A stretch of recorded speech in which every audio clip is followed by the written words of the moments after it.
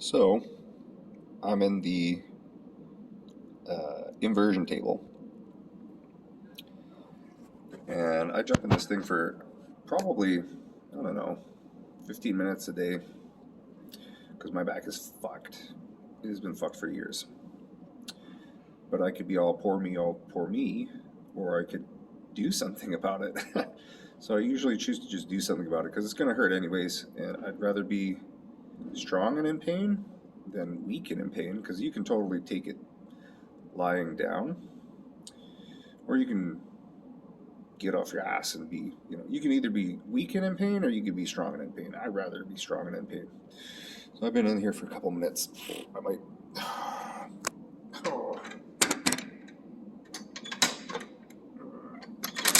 tip myself up for a minute. Usually you oscillate between fully inverted and sitting up a little bit, but yeah, for back pain, patients hate hearing this, but I'll be honest. I'll be super honest. Sometimes you will never get rid of back pain, and sometimes it's just a management thing. Like, if the disc height is gone and all that pressure that the disc would be, all the stress that the disc would be taking, not all of it, but a big percentage of it is now resting on the facet joints. So just to throw some numbers out at you, I went to school for this. A typical healthy spine, the disc takes about 70% of the axial load. So the axial load is the vertical stress placed on each vertebral segment, the discs, the soft part that bend and flex, the big ones that everybody knows and loves and hates, the ones that will herniate. Once you've blown out a disc, some proportion of that load that the disc used to take is now going to sit on those posterior joints. There's two more joints at the back of each vertebrae, above and below. Those are called your facet joints. And when you've blown out a disc, those guys take a fucking beating. So they go from like taking 30% of the load to taking something like up to 70% of the load, right? So these tiny little joints now have to take, well, let's do some numbers. Say if you're, what's an easy number to work with? You're a 300-pound deadlifter.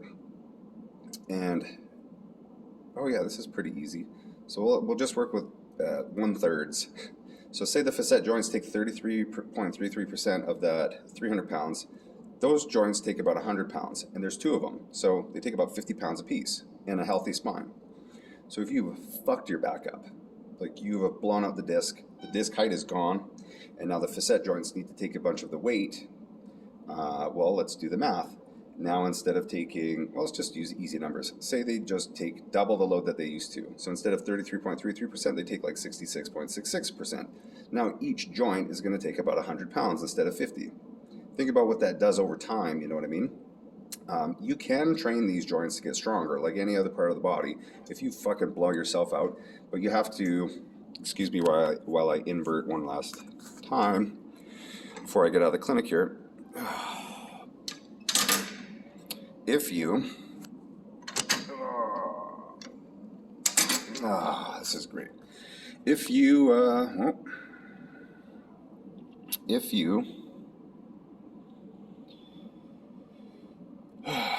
don't do anything and don't train those joints, whoa, my camera's going. Hold on, I'm gonna go less invert, so my camera stops flipping on me. But if you do nothing to train those joints and do nothing to take the stress and pressure off those joints and do nothing for the health of those joints, yeah, you're going to have back pain like forever. So there's a couple things you can do. And one of them is keep moving. Always keep moving, because if you stop moving, generally what happens to joints in distress is they start to seize up and you'll lose range of motion. And then what will happen above and below that segment, right, is that segment will get so fucking stiff that the segment above and or the segment below will have to increase their available range of motion to take over for what that segment that has lost its range used to be able to do. And then that segment will become dysfunctional, and so on and so forth. Also, the muscles in the area will become so hypertoned and cramped, it will just throw the whole function of the area to the wind. So what can we do? What can we do about this? Well, we can actually go for therapy. There's a couple of things we can do. We can go see a chiropractor. We can get decompression done. We can get, That's pretty much all I know how to do, basically. You can train, keep moving, get some decompression done. You can do hot cold therapy, and just try to find some combination of those things that manages your back pain. And then another thing I think is super important is to start placing as much mechanical load in the area that you can recover from regularly, so that you can increase the tissue tolerance in this area, right? Because if your disc is gone, dude, it's not coming back. I'm telling you, once your disc height is gone, it's gone. The only thing they can do is stick a rod in your spine. They can do a discectomy, and they can install a little, I don't know, a little piece of material to try to keep the space of the disc there. But generally speaking, back surgeries, you know, I would try to avoid them and stay with what you've got. But yeah, generally that's one of the reasons I go in this thing so regularly. And honestly, I get a ton of relief out of it, because what are you doing when you decompress the spine, right? So again, too, like I've lost disc height, and those joints are getting pressed together all the time. And when those joints get inflamed, it's just like when any joint in the body gets inflamed. Like if you've ever had like arthritis, or if you've ever really banged up a knee and not like blown it out, but it's like red and swollen and inflamed. Basically, that tissue is angry and swollen and inflamed. So the only things you can really do is like the inflammatory process, very important. It has to happen. It's part of the healing process. You do not want to prevent the inflammatory process, but you do want to minimize putting yourself into situations where that's occurring over and over. If it happens chronically, what can happen is soft tissue can turn into bone, and now you've effectively lost all function in that joint because the soft tissue is turning into bone. But if you keep it moving, you keep circulation going in the area, you get the muscles that are seizing up in the area, not letting that joint move, addressed. Basically what you'll do is you'll preserve what function you've got left in that joint. And then if you can bring up, again, tissue tolerance in the area, there is a chance that you can have a normal life. And so I broke T12. This is not diagnosed. I was deadlifting 585 pounds. It was a warm-up set. I was going to try for 700 for a triple this day. I lost my belt in another country competing, and I was doing really well beltless. And I was like, I don't need a belt. I'm strong as balls right now. And anyway, this particular day, I guess I had, probably stupidly, right? I guess I probably had some microfractures in the spine previous to my lift. And when I pulled 585 for the third rep at the top, I wasn't even partially up. I was fully locked out. And there was a pow, like you can hear it. Actually, I'll put the video in this video. I'll include it in here so you can see exactly what the injury was. This was 5 years ago, and it ended my career. The next time I did a competition, I got last place.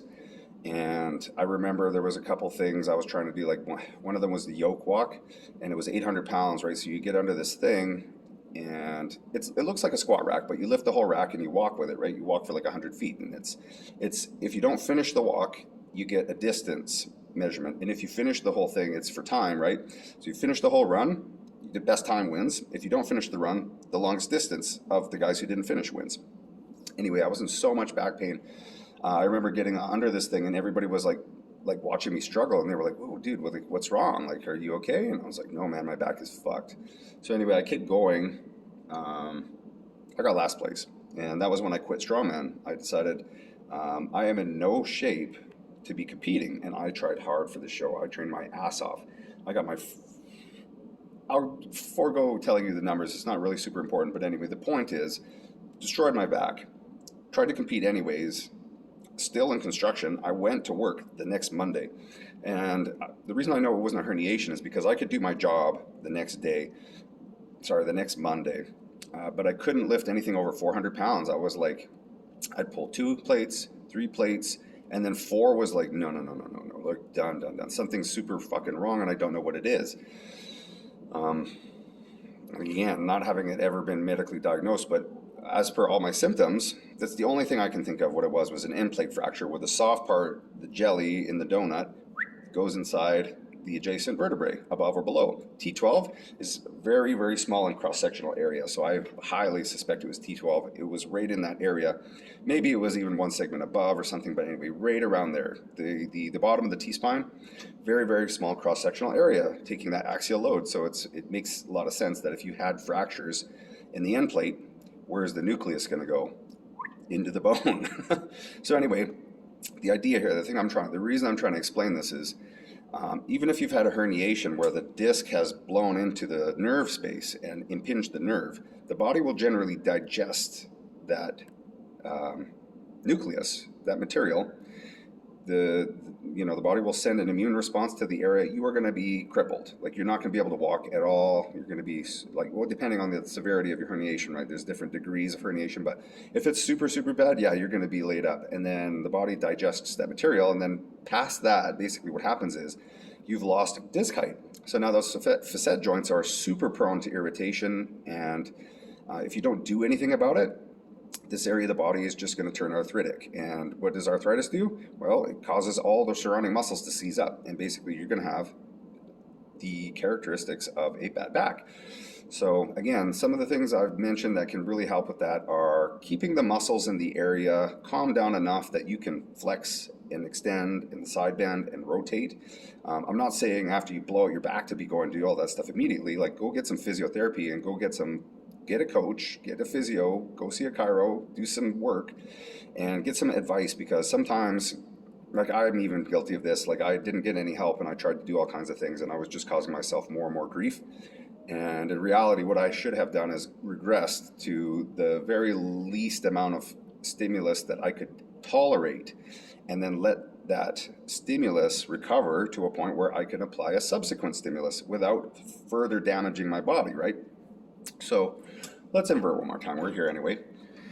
So one of the things I do regularly is inversion, because it elongates the spine and it creates some space for my facet joints, and it feels so good. If you don't have an inversion table, you can always get a buddy to just pull on your legs. You could go see a massage therapist. You can go see a chiropractor. Like, there's a lot of things you can do. There's a lot of things you can do for yourself. If you can't see a massage therapist, the thing that you can do is foam roll those tight muscles. Foam roll or lacrosse ball roll. Foam rolling is a little worse, though, because it tends to push the vertebrae laterally, like posteriorly, anteriorly, and laterally, and that can also aggravate the facet joints, paradoxically, right? So what do we do in that context? The only thing we can really do is, try to work the muscles minimally so that you can move. Just do the least amount of work that you can do to get away with it, that you can live with. And then if you can get onto some kind of an inversion, breathe deep into your belly, right, so that you're expanding. There's a lot of muscles in this region also that pull us into hip flexion, and this is kind of a whiteboard topic for another day that I will actually write up, and I'll do this to explain a little bit more about the anatomy of what the hip flexors do at that thoracolumbar region. They pull anteriorly, right? So this causes a lordosis at the lumbar spine, which, if accentuated, can again also inflame and flare up your facet joints. I've had back pain for a long, long, long time, like since I was a kid, since I was like 17. And it seems almost like it's never going to go away.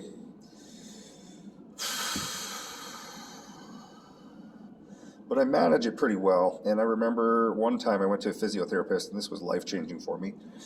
He went in through my abdomen, and he worked on my diaphragm. He asked me about my work history, and I was wearing a respirator all the time, so I was breathing hard through a respirator. Like, you have to suck air through this thing for 8 to 10 hours a day. And he's like, okay, so your diaphragm is working harder than normal.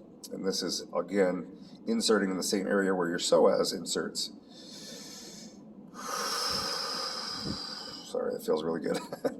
And then, he also did work on my psoas and my iliacus. And I'm telling you, like, immediately, I felt a difference. Oh, I felt a big difference. And so the test that he did for my lower back, what he did was he had me lay down on the table. He put his hand under the small of my back, where your lower back tends to curve, and a lordotic curve. A lordotic curve is the natural curve of the lumbar region. Basically it curves inward, and then the kyphotic curve of the upper back curves outward. And this is from the perspective of, like, I'm looking at the back. Low back curves in, upper T-spine curves out, like a hump, right? So these are the natural curves of the spine. They are supposed to be there. So anyway, if that anterior shear force of the muscles of your diaphragm, your psoas, and iliacus are pulling anteriorly on the spine, it can exacerbate the forces on the facet joints, which are already under a ton of stress at me because I've lost disc height, right? Also have some anterior wedging of some of my thoracic vertebrae. I may have had more than one fracture back there, but we'll never know, right? Because I never really went for imaging, and I don't really care because I don't think it's that important. Most people do have some stuff. Like if you were to just throw anyone onto a CT machine and take a look at their back, whether or not you're symptomatic, most people have damage in there, like herniations, anterior wedging, bulge, whatever. And most people who have all this shit are asymptomatic, but some people who have this stuff are extremely symptomatic, right? So it's a little bit of like a coin toss, and it's a bit of a point of contingency right now in the medical industry where, like, you know, people are getting sent for imaging and they're like, oh, this must be my issue, and like, yeah, it could totally be, but it doesn't always have to be. And if you catastrophize and you give up and you just say, oh, this is my structural deficit and I will never get better, you're probably right. You know, if you think you're right and you think you're never going to get better and you just submit to that, I hate to say it, but you're probably right. But if you fight and you try to get better and you have a good attitude about it and you approach it intelligently with some therapy maybe, and consistently manage some self-care strategies, you have a much better chance at having not only like a normal life, but I don't want to throw like my shit into this, right? Because this is for my patients more than it is for me. But I'm going to try to pull 840 pounds in the next 5 years. But I'm giving myself a 5-year runway, right? 5 years. And I've pulled 540 already on the trap bar, which is a very well-centered device. It doesn't put a lot of anterior shear force on the spine, and it just allows you to put a lot of axial load in a pretty safe way on the spine. And it's really helpful for if you're trying to introduce axial load to the spine again after a huge injury and you're trying to get in there kind of safely. So I think it's a really intelligent way to start again. But again, listening to your body, taking it slow. I didn't just jump back into 540. I started out at a plate aside, and then I added a 5. And like this is over each week. Each week I'm adding a bit. I added a 5, and then I added a 10 aside, and then I added a 15 aside. And if I'm feeling particularly good, I was like, oh, whatever, let's just bump it up this much. And you kind of go by feel, right? So the long and short of this is, if you fucked your back up, it's not the end of the world. It's not the end of the world. There's a lot of things you can still do, but out of those things, let's just recap. What are the best things that you can do? Get some professional advice. If you don't know how to modulate your training intensity and frequency, and you don't know how long you should be waiting before you start training again or doing something again, get some professional help. And in my case too, I had to change careers. I couldn't do construction anymore. It was not in the cards. Like putting on a tool belt, slinging drywall, not anymore. No, I can't do it. But deadlifting and squatting and lifting heavy, I actually don't do that right now, but I'm preparing for a whole year. I have a coach.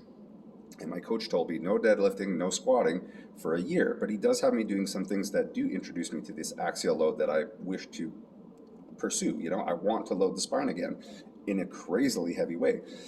So, you know, I might never reach my goal, but you know what? If you don't try, you'll never know. And if you submit to defeat, you're defeated. So, again, get some professional advice.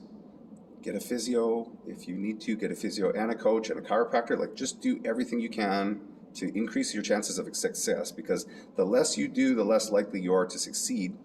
And the more you're just like, oh, my back is bad and it'll never be good again. Again, you know, you're the master of your own destiny in this regard, right? And I'm not saying that everybody can rehab 100% and everyone will be able to deadlift 840, because it's not the case. I'm not even saying I'll be able to. I'm not sure if I'll be able to, but I'm going to give it my best try. You know what I mean? And if I blow my back up again, you know, you can laugh at me then, but I'm going to give it a go. I'm going to give it a go no matter what. I'm going to give it my best. So, get some therapy to calm down the muscles in the area, because when those muscles are in spasm and they're approximating facet joints, that will cause more irritation, and this will perpetuate the pain, tension situation that you may be finding yourself in. Also, maybe look at your bed. Sometimes a saggy bed, especially if you have facet joint irritation, can be super aggravating. I had to get the hardest bed possible, and actually it was so hard My girlfriend was totally okay with this, but we had to get her a topper for her side because it's so hard. It was hurting her hips at night. She was waking up with pain because the bed was too stiff, but I'm waking up feeling great because it's what I needed. So we met in the middle there. We have a topper for her side, and my side I just sleep right on the mattress. I go for regular therapy. I roll out my back regularly. I train my back regularly, like as hard as I can without hurting myself. And listen to your body, you know. And some days it's not time to push it. It's like an intuitive thing. You have to have the experience. Like I've been training since I was like, I was gonna say 14. I've not been training since I was 14. I started training I think when I was like 17. And I'm 34 now, so I have a lot of experience and I've never stopped, right? I've been laboring since I was about 16. Like it's all I've ever done is hard labor. So I've got more miles on my back than the average back. I think I have about 3 times more mileage than the usual body does. Not saying I have the most out of everybody, but I have more than the average anyways. So that will definitely contribute to like annular fiber breakdown and microtrauma, fracture, whatever. But getting the muscles in the area to calm down, getting the inflammation to calm down, getting some regular heat exposure is super good for chronic back stuff. Like it is one of the only things that really helps me is like a hot tub, a sauna, a visit with a little bit of cold shower directly on the area where it's killing me. And then sometimes some chiropractic adjustment can be super useful too. And then getting work done in the anterior, like in the abdominal region, deep, like in the psoas and in the diaphragm, can also alleviate some of that anterior pull shear force that you'll get on the lumbar region, which pulls forwards on the TL junction, right where the thoracic and lumbar regions meet. Because there's a whole bunch of muscles in there that basically, work your diaphragm and bring your knee up like this. The psoas does that. The quad also helps with that, but the psoas is supposed to be the main driver of hip flexion. So, if you're all fucked up and you've lost hope, like try not to lose hope. Like I think that's like step number 1 is stay positive, don't catastrophize, and get some professional help. Make a plan, write it down, be consistent, because at the end of the day, it's your body, it's your back, it's your choice. If you decide to not doing anything about it, and I understand we all have physical limitations, we all have genetic limitations, and there is some things that may never be the same, but you can attain some level of normalcy. You can manage this, right? So I'm not saying everybody will get 100% better, but what I'm saying is you have a good shot at having a good normal life and enjoying your back again. One of my favorite childhood memories is having no back pain, and that's long gone. But I still do spinal stuff all the time. So anyway, don't take your back pain laying down. Get some help. And if you want to book an appointment in with me, just check the banner. Take your phone, scan the QR code, and come book in at MSK Metrotown. I'll see you there.